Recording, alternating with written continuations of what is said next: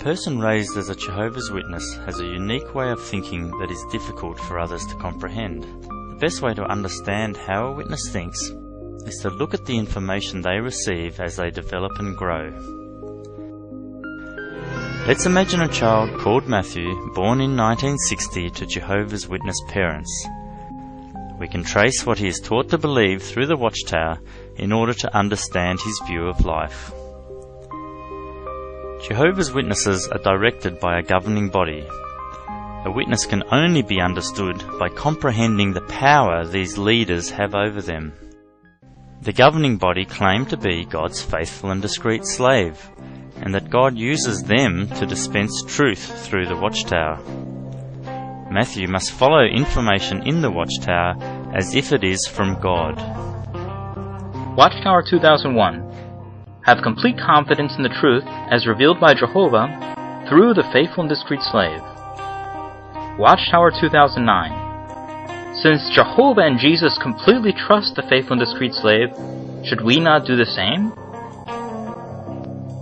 As a child, one of the first things Matthew learns is Jehovah alone is God. Since only Jehovah's Witnesses worship Jehovah, only they will survive Armageddon. WatchTower 1965. We are either for Jehovah God or for the gods of this world. Your decision means life or death for you. With Armageddon staring us in the face, billions of lives may shortly come to a swift and decisive end. As a child, I used to have nightmares of falling down an earthquake.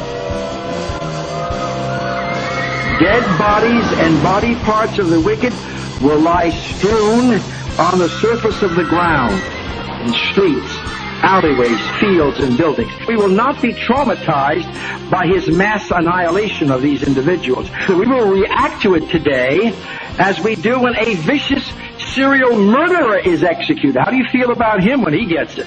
Why, we will feel an inner satisfaction. Our indignation has been appeased. Children will die with their parents.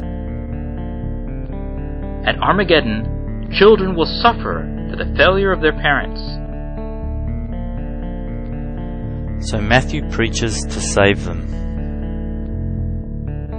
When you work in the field service with your children, do you see that they have a part? As a minor in his teens, Matthew will be encouraged to be baptized. At 12 and a half years of age, Dustin was baptized. Basis of the sacrifice of Jesus Christ, have you repented of your sins and dedicated yourself to Jehovah to do His will? And the second question, do you understand that your dedication and baptism identify you as one of Jehovah's Witnesses in association with His Spirit-directed organization? Matthew is taught Armageddon is about to happen. WatchTower 1968. They expect it to come at any hour, and almost certainly within the next 10 years. Matthew is told he will never finish school, never fulfill a career, never grow old. Awake 1968. Only a few years remain before the corrupt system is destroyed by God. 1969. If you are a young person, you will never grow old in this present system of things. Kingdom Ministry 1974.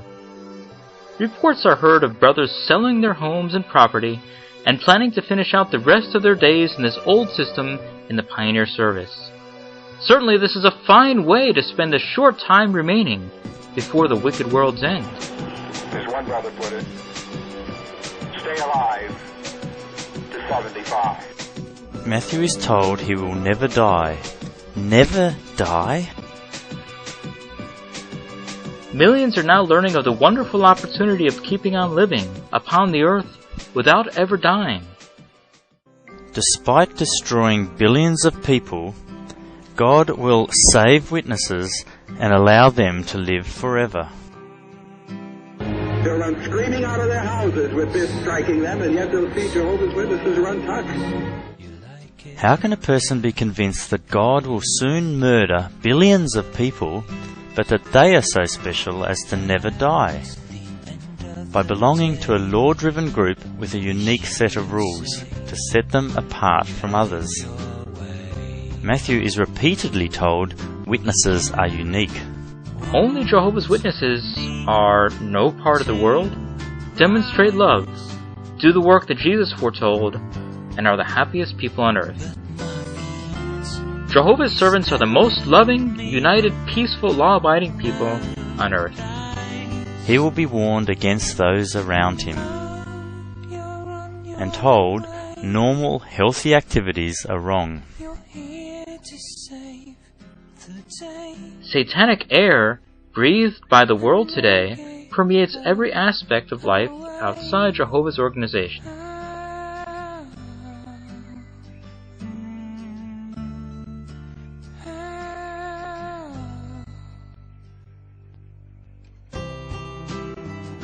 We must guard against association with worldly people.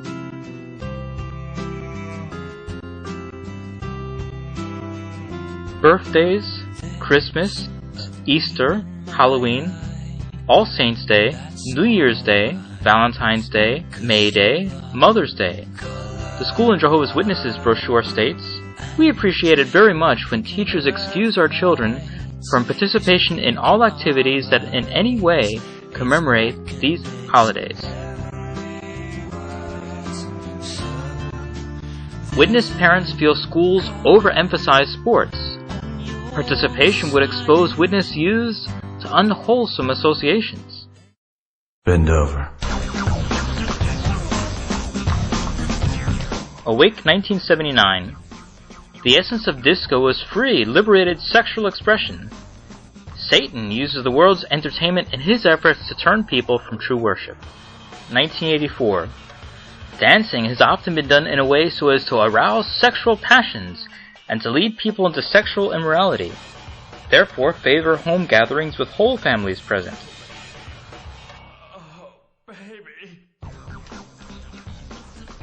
Sex is used as a source of guilt, even masturbation.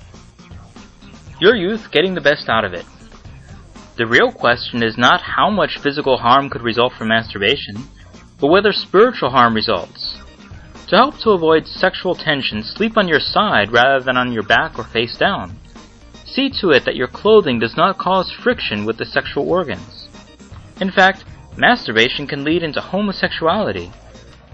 Contrary to what many persons think, homosexuals are not born that way, but their homosexual behavior is learned. I'm sorry.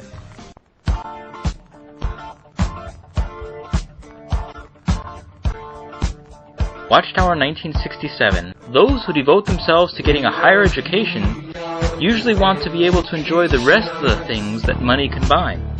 1989. The time left is reduced. Would 4 years or more in a university be the best use of that remaining time? Rather, volunteer labor to grow the organization is promoted.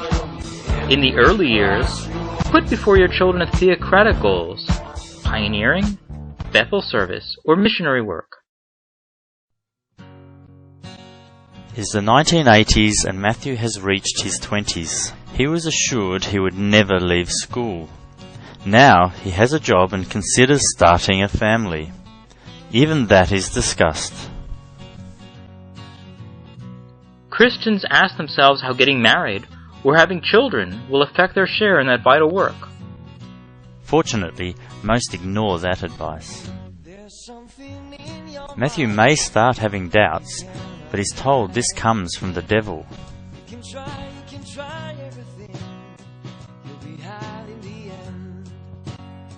The devil is ready to sow seeds of doubt.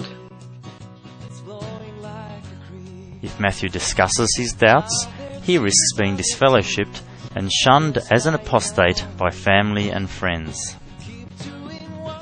When a Christian has to be disfellowshipped, he forfeits much: his approved standing with God, sweet fellowship with brothers, including much of the association he had with relatives. It might be possible to have almost no contact at all with a disfellowshipped relative. Even if there were some family matters requiring contact, this certainly would be kept to a minimum. That can be the start of a spiral into depression, living an unwanted life out of fear of loss. Loss of family, loss of friends, loss of identity and belief.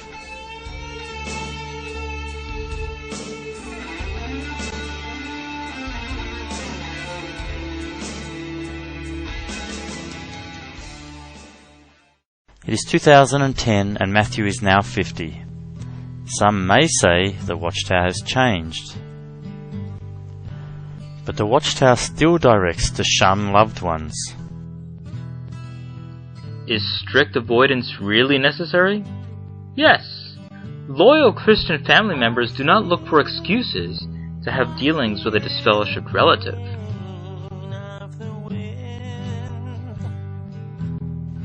Still discourages university. WatchTower 2008.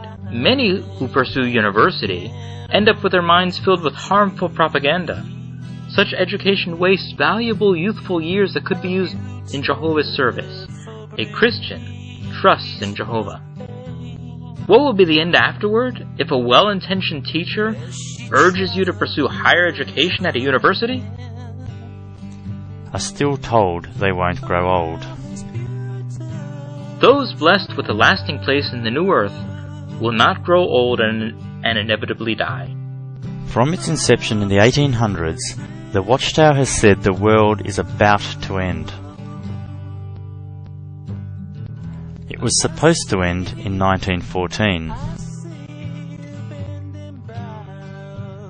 We consider it an established truth that the final end of the kingdoms of this world will be accomplished 1914.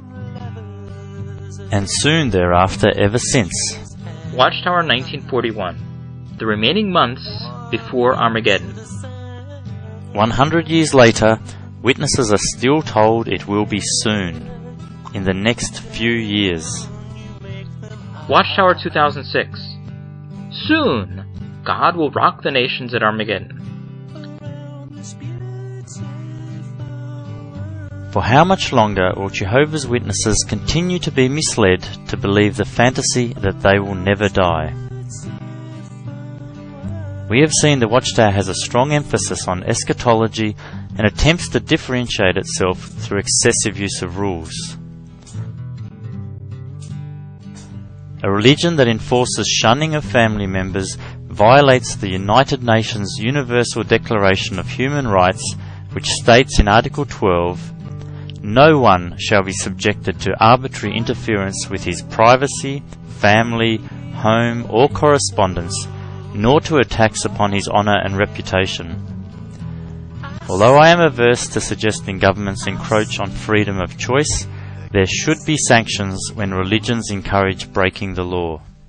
More importantly, the education system needs to teach critical thinking skills so humans learn to be less vulnerable to manipulation, be it by politics, corporations, or religion. That witnesses are so gullible as to believe their religion is the only truth, despite its false predictions of the world's end and ongoing contradictory changes, is a shameful reflection on the intellectual capabilities of humans and shows how badly our education system still fails. I look forward to the ongoing progression of human rights through dissemination of information now widely available through medium such as the Internet. You will be spreading your wings, you will be looking down and always surrounded.